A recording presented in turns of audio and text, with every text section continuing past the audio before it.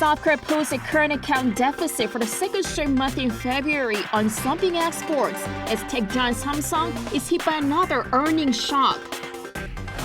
Busan has everything that it takes to hold a World Expo that, according to the BIE delegation, wrapping up their on-site inspection. Leaders of China and France agree on no nuclear weapons in Ukraine as the French president calls for Beijing to help Russia to end the war.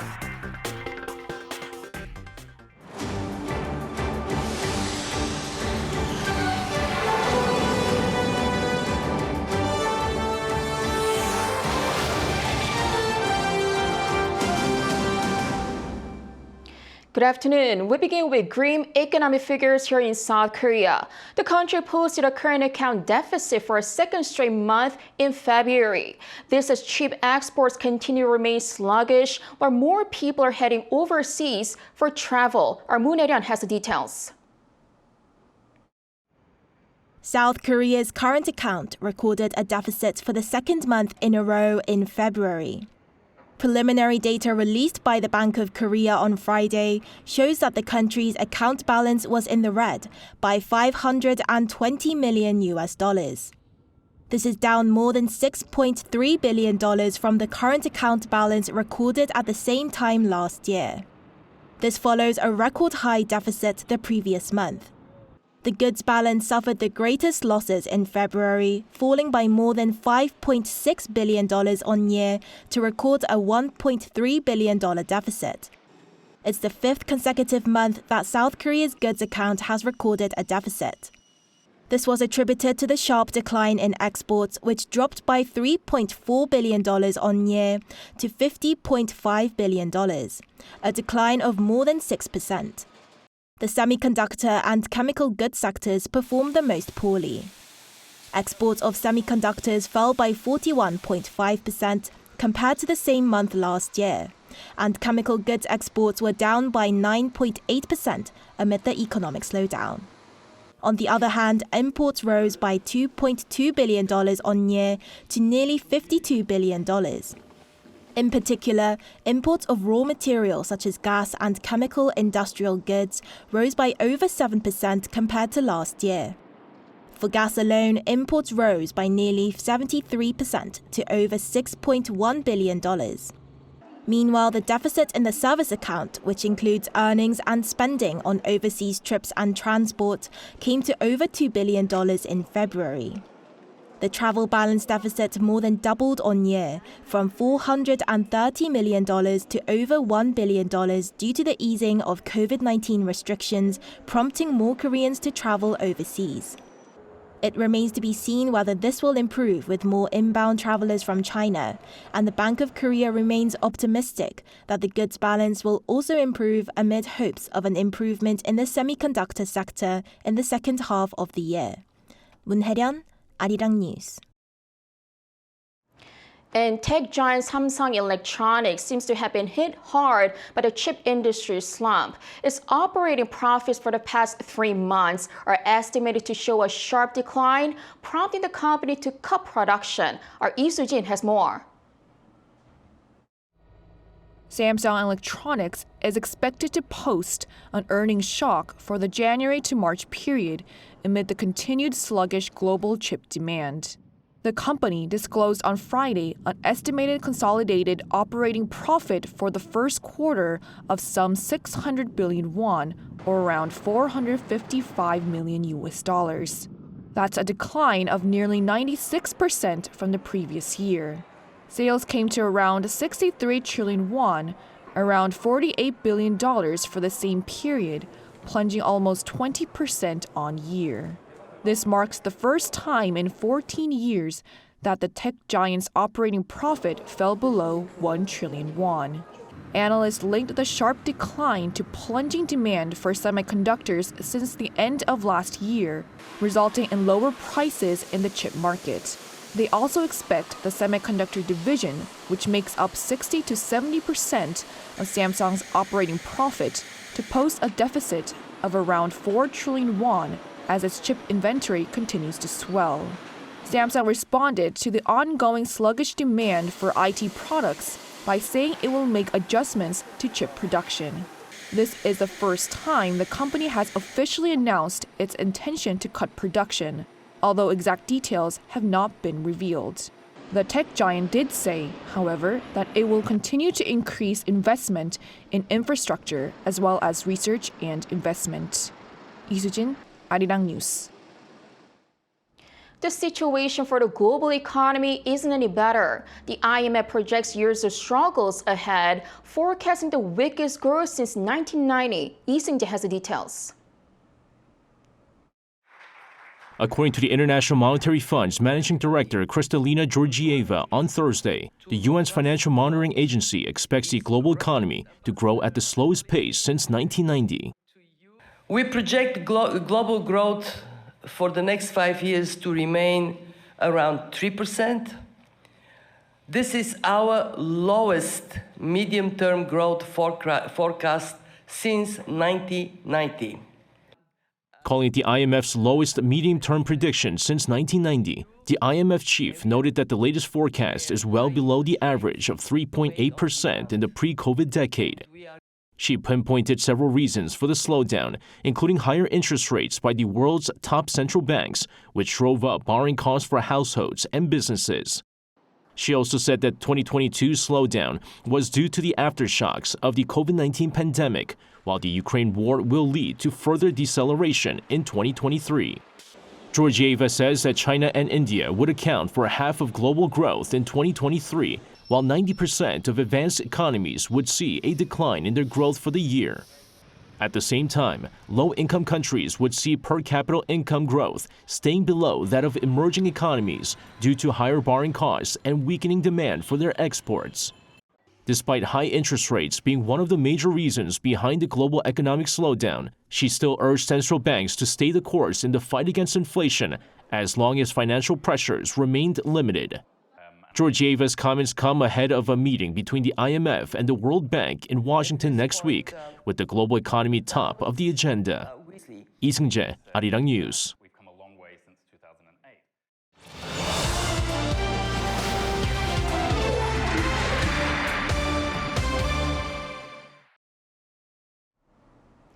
Busan has everything that it takes to hold a World Expo. That's according to the BIE delegation wrapping up their on-site inspection of South Korea's candidate city. Our Song Yujin has more. The last day of the BIE's on-site inspection of Busan was another busy one. The delegation visited the world's one and only UN Memorial Cemetery in the morning and held a luncheon with young people in South Korea. In the afternoon, they took the time to speak to reporters about their 6-day visit.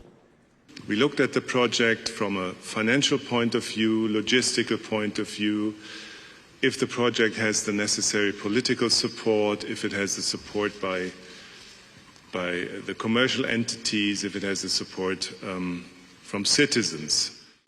Busan has everything that it takes to host a World Expo. What impressed them the most was the heartfelt warmth of Busan.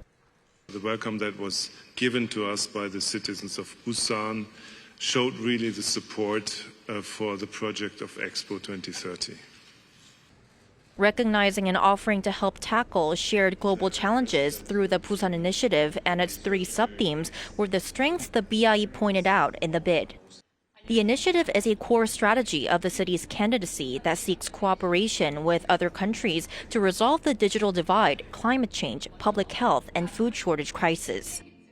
Expos are not just the 6-month events, but it's the whole process leading up to the event, and perhaps even more importantly, it's what we do with what we learned from this event afterwards, and what kind of partnerships and strategies we can build as a global community. So from that point of view, I think that the city of Busan, together with the Expo Bid Committee and the government of Korea, have a very good idea on how to push this forward.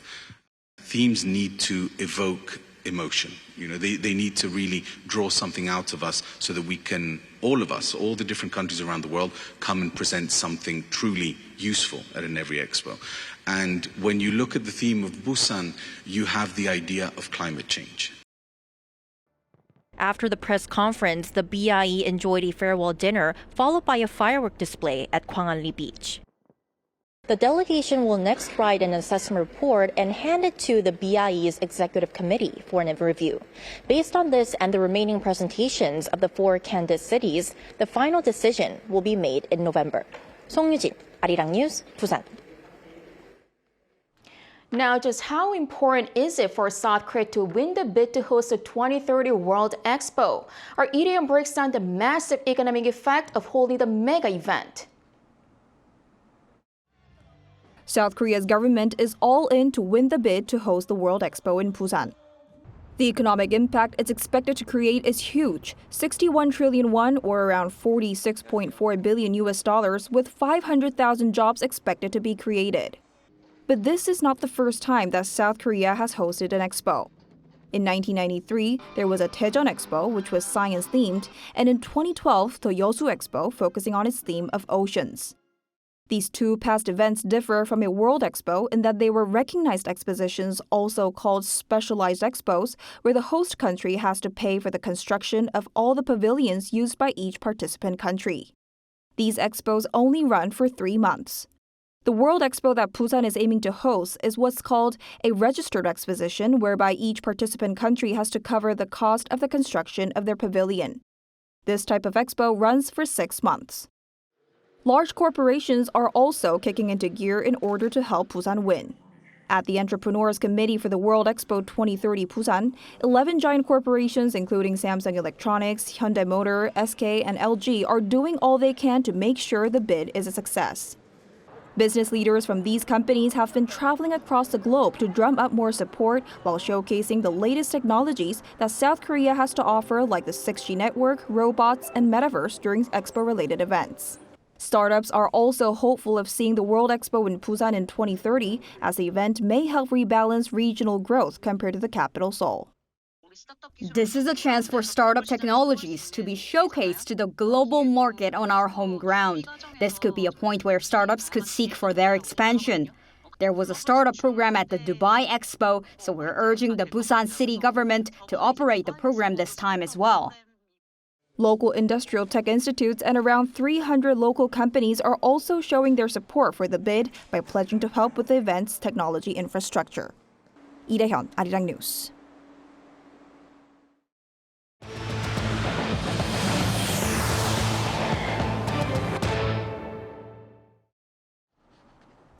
Top nuclear envoys of South Korea, the U.S., and Japan met in Seoul on Friday and reiterated their commitment to countering threats posed by North Korea to regional and global security. In a joint statement, Seoul's Kim Gun, Washington's Sung Kim, and Tokyo's Takehiro Funakoshi strongly condemned North Korea's repeated ballistic missile launches, calling its weapons development program a clear violation of United Nations Security Council resolutions.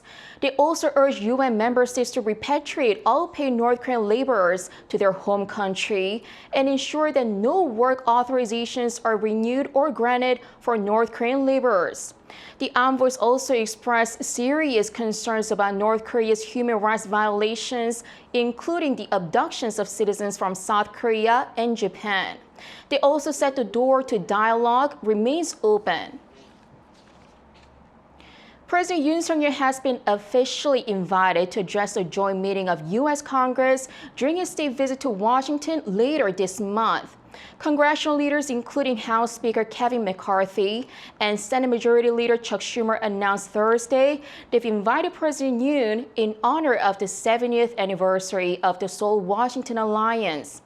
The invitation says Yoon's leadership has been instrumental in strengthening this partnership, saying the upcoming session could serve as a platform to highlight the past and the future of the bilateral relations. Chairman of U.S. House Committee on Foreign Affairs Michael McCall, during his recent visit to Seoul, has extended an invitation in person, which President Yoon accepted. The session is set for April 27th, a day after Yoon's scheduled summit and state dinner with U.S. President Joe Biden. Now turning over to Beijing, where the leaders of China and France met. The two agreed on no nuclear weapons to be used in the conflict in Ukraine, as French President Emmanuel Macron calls on Beijing to help end the war. Kim Do-young reports. French President Emmanuel Macron and Chinese President Xi Jinping agree that the war in Ukraine should come to an end soon and nuclear weapons must be avoided at all times. This as the two met on Thursday in Beijing, with Macron arriving in the Chinese capital with a push for peace as one of his top agendas. France shares the will to make sure that nuclear power is excluded from this conflict. International treaties should be respected. In no way can nuclear weapons be deployed outside of endowed states, especially in Europe. We urge all parties to fulfill the solemn promise that nuclear weapons will not be used and nuclear war will not be fought. Oppose the use of biological and chemical weapons under any circumstances. Oppose the armed attack on civilian nuclear facilities such as nuclear power plants. Restart peace talks as soon as possible. Macron also urged Xi to play a bigger role in mediating between Ukraine and Russia, saying he could count on Xi to bring back Russia to reason and get everyone to the negotiating table. Also during the day, EU Commissioner Ursula von der Leyen joined the two to form a trilateral meeting. There, she also reiterated China's willingness to play a part in forming peace between Ukraine and Russia. I know from my phone calls that and President Zelensky asked for it publicly. So it was interesting to hear that President Xi reiterated his willingness to speak when conditions and time are right. I think this is a positive element. Trade was also a major topic, with the EU claiming that European companies are not operating on a level playing field in China. Von der Leyen said decoupling from China is neither viable nor desirable from the perspective of maintaining good relations between China and the EU. Macron also made efforts to expand ties. Traveling with him to China were 50 French business leaders, including those from airplane producer Airbus and French luxury brand LVMH. Kim Do-yeon, Arirang News. South Korea's COVID-19 vaccination program for the winter season will end on Friday. That means the number of medical facilities where vaccines are available nationwide will be reduced from the current 17,000 to around 5,000. Those who wish to receive the vaccine, however, can still get it for free at designated medical institutions. Meanwhile, the head of the World Health Organization said on Thursday he expects the emergency status for COVID-19 to be lifted this year without providing a specific time frame. The organization's expert committee on the pandemic status is scheduled to convene next month. More people are suffering from muscle loss, which comes naturally with age. While there still isn't a real treatment for muscle atrophy, local researchers have found scientific evidence that edible insects like mealworms could help enhance muscle strength. Yoon tells us more. When we see elderly people spending their free time doing a variety of exercises, we admire their physical activeness and fitness. But for them, there may be some sadness that their bodies aren't the same as they used to be. There was a time when I used to jump around, but now I walk like an old man. The process of muscle weakening as a part of aging is called sarcopenia. But it has become a global trend to consider muscle atrophy as more of a disease than just a sign of aging. And diseases call for treatment. While there isn't a treatment for sarcopenia, local researchers have found that mealworm extract enhances muscle differentiation and alleviates muscle loss. Mealworm extract was applied to the muscle cells of laboratory mice. Compared to muscle cells that were not treated, results showed an enhancement of 60% in myogenin, a protein that is expressed early in skeletal muscle differentiation. The experiment also showed changes in the number of genes that influence muscle atrophy, collectively referred to as atrogenes. The muscle cells treated with mealworm extract showed a decrease of these proteins by 36%. The scientific proof that these mealworms help alleviate muscle atrophy is significant because it allows the expansion of the use of edible insects as a medicinal additive. The latest research finding was also published in the International Journal of Scientific Studies, Life. And the Rural Development Administration plans to further its findings by expanding clinical research into the use of edible insects. Once looked at with disgust, more edible insects backed by scientific findings are becoming recognized as health supplements. 이은진, Arirang News.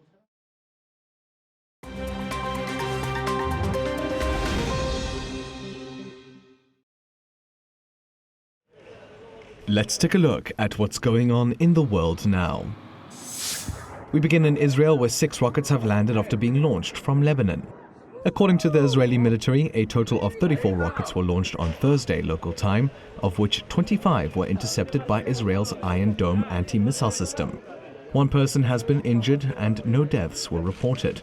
No one has claimed responsibility for the launches, but the Israeli military believe they were conducted by Islamist militant group Hamas. Israeli Prime Minister Benjamin Netanyahu has responded to the rocket firings, promising to hit back at every act of aggression from Israel's enemies. The attack follows raids by Israeli police at the al-Aqsa mosque compound in Jerusalem on Wednesday evening. Known to Jews as Temple Mount, it's a holy site for both Judaism and Islam and has long been a flashpoint for tensions in the region. Taking a look at Tesla now, a special report from Reuters says that private videos and images captured by cameras on customers' cars were shared among Tesla's employees. Footage showing embarrassing and sensitive situations was reportedly shared through internal messaging systems between 2019 and 2022. These include road rage incidents and crashes into children. The revelations come after Reuters conducted interviews with 9 ex-employees who were involved in developing Tesla's self-driving system. Tesla and owner Elon Musk have not commented on the allegations of breaches of customer privacy. But Tesla's customer privacy notice says that its camera recordings are anonymous and are not linked to customer vehicles. Known for its wide variety of vending machines, which sell everything from edible insects to bread, bear meat is now also available in Japan. A vending machine in the remote town of Senboku in the north of the country is stocked with locally sourced bear meat. The meat is supplied by hunters during hunting season, when they are allowed to kill a specified number of bears as a form of population control. And the vending machine is getting some interest, with 7 to 10 250-gram packs sold per week at a cost of 2,200 Japanese yen or around $17. But not all are pleased. Animal rights activists have condemned the vending machine and called for the hunting of bears for their meat to be stopped. And finally, visitors flocked to New York City's Botanical Garden on Tuesday and Wednesday local time to catch the rare corpse flower blossom. It gets its name from the rotting meat-like stench that the flower emits. But the odor is by design, as it's meant to attract pollinators that feed on dead animals. Officially called the Amorphophilus titanum, the flower blooms for only 24 to 36 hours and doesn't have a set blooming cycle. The last time this flower bloomed was in 2019. Prior to that, it had not bloomed in 77 years. The flower is found in the rainforests of the Indonesian island of Sumatra.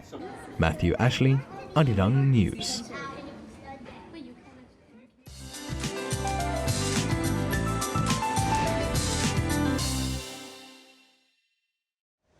Good afternoon.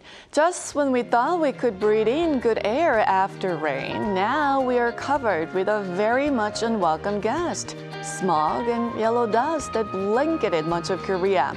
Especially those in western parts of the country have hit hard with ultra-fine dust alerts issued.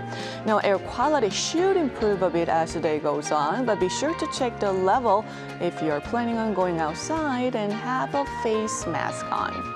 Now, despite the poor air quality, it will be chillier than normal and looks to be even colder on Saturday morning.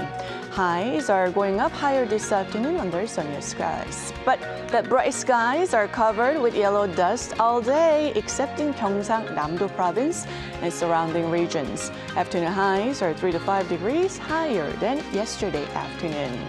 Staying below norms through Sunday morning before returning to norms in the afternoon. It's going to be quite windy all day on the East Coast and Jeju on Saturday. That's Korea for you, and here's a look at the international weather conditions.